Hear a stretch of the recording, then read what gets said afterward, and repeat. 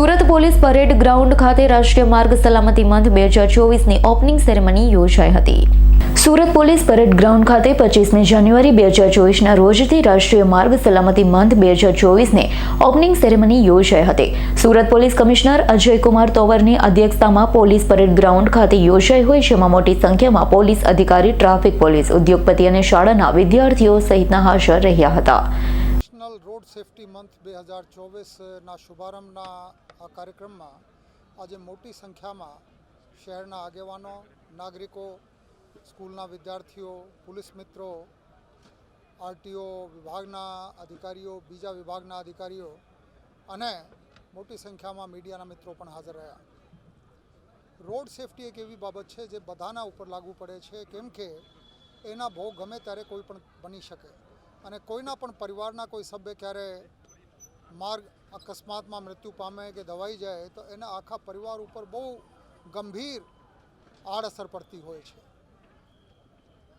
આપણે આ બાબતે વધારે સભાન સચેત બનવાની જરૂર છે, શિસ્ત કેળવવાની જરૂર છે।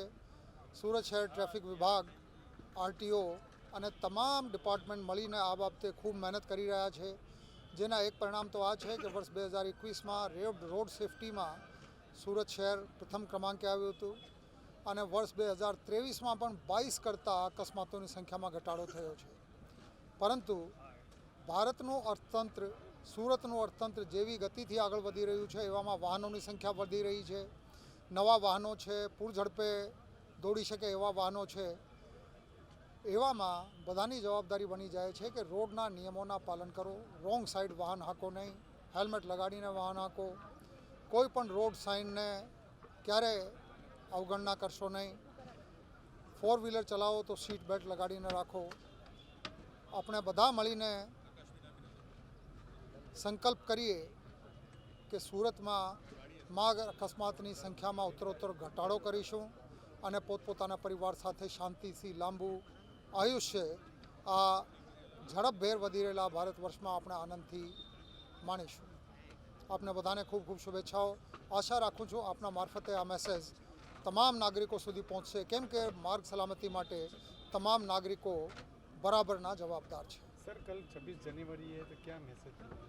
26 जनवरी आज इस ट्रैफिक के अनुसार मैं यही कहूँगा कि गणतंत्र दिवस का सही अर्थ यही है, जब हर नागरिक अपनी अपनी जवाबदारियाँ समझे तभी राष्ट्र महान बनता है। सरकार इसके लिए हर तरीके से प्रयास कर रही है। सूरत तो ख़ास तौर पे स्वच्छतम शहरों की यादी में पहले नंबर पे है, स्मार्ट सिटी की यादी में पहले नंबर पे है। 2021 में रोड सेफ्टी के बारे में भी सूरत 1 नंबर पे था गुजरात राज्य में। इसी तरह से हर नागरिक सलामत रहे, राष्ट्र का विकास और राष्ट्र की प्रगति तभी तेजी से होगी। धन्यवाद। रोड सेफ्टी एक एवी बाबत है जे छे बहु अगत्यनी पण जेने बहु गंभीरताथी लेवामां आवता नथी।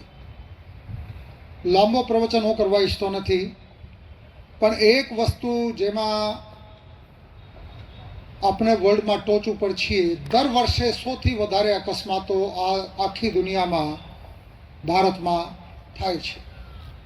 केम के भारत विकसी रह्यु छे, आर्थिक समृद्धि वधी रही है, वाहनों की संख्या वधती जाए छे।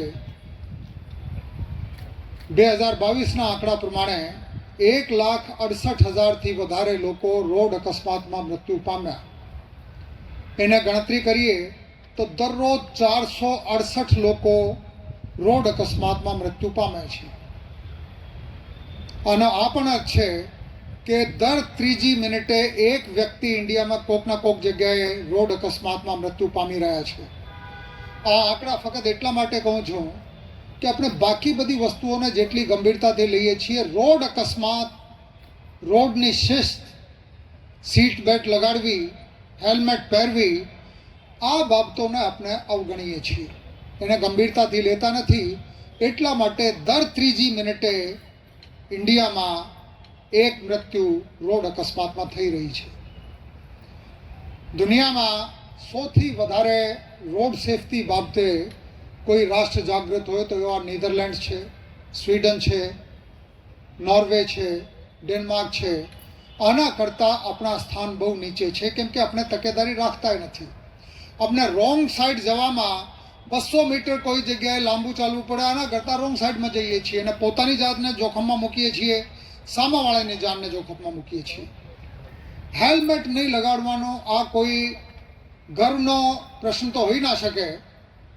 હેલ્મેટ લગાડવું આ તમારા જીવન માટે અગત્યનું છે, તમારા પરિવાર માટે અગત્યનું છે, કેમ કે આ હેલ્મેટ જીવન ને મૃત્યુ વચ્ચેના ફેર પાડી શકે. તો જેટલા મિત્રો અહીં છે એને બધાને રિક્વેસ્ટ કરું છું કે તમે ટુ વ્હીલર ચલાવો તો હેલ્મેટ લગાડો. થોડી ઘણી ગરમી લાગે, થોડા વાળ વખેરાઈ જાય, આના કરતાં જીવન વધારે કિંમતી છે. Bureau report S9 news Surat.